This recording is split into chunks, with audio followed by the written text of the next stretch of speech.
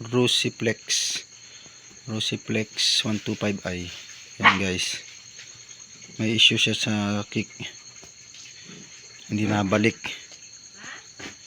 Yan, ganito ang kanyang sira, basag. Yan guys, nakikita nyo yan. Yan o, basag siya. Yan, yan yung kickstarter. Yan guys, para ituro ko lang para makita nyo. Yan guys, oh. Yan, basag siya. Yan ang issue ng, kaya pag ini-start mo siya, hindi siya nabalik. Yan, dahil kumalang na yung ito pala yung kaputol. Yan guys, oh. Tanggalin natin. Yan, yan. Talbogin ko lang.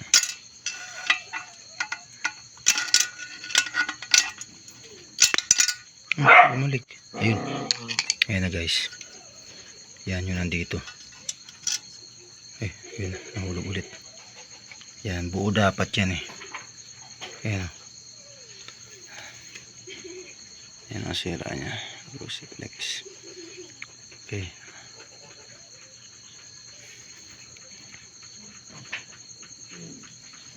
Hindi na balik. Wala, palit to. Isang kuha na to. Isang buong housing niya to, case. Itong kuha na to, cover. Yan guys.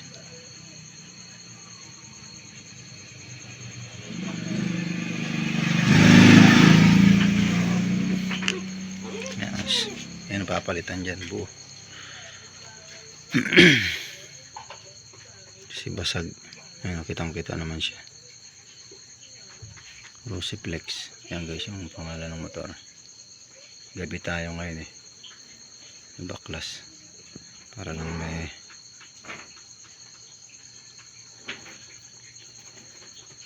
tsaka hirap baklasin. Nag-stack up dito.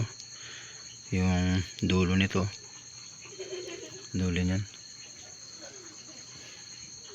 Talagang pinukpok ko pa ng rubber mallet para matanggal. Ayan.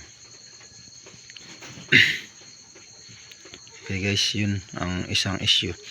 Pero sa mga kuha naman, ibang ano bang motor yun, isang klaseng nabaklas ko. Dito naman, kaya hindi naman siya nabalik. Ito naman yung problema. Yan. Ang ginawa ko, bali nakalagay kasi ito rito. Yan dyan. Langisan nyo lang yan. Kinakalawang kasi yan eh. Yan. Kumbaga nag-stack up na siya dyan. Kaya hindi siya, may case din na ganun. Kaya hindi siya nabalik. Pero hindi ko yun. Parang flare yata yun. Flare.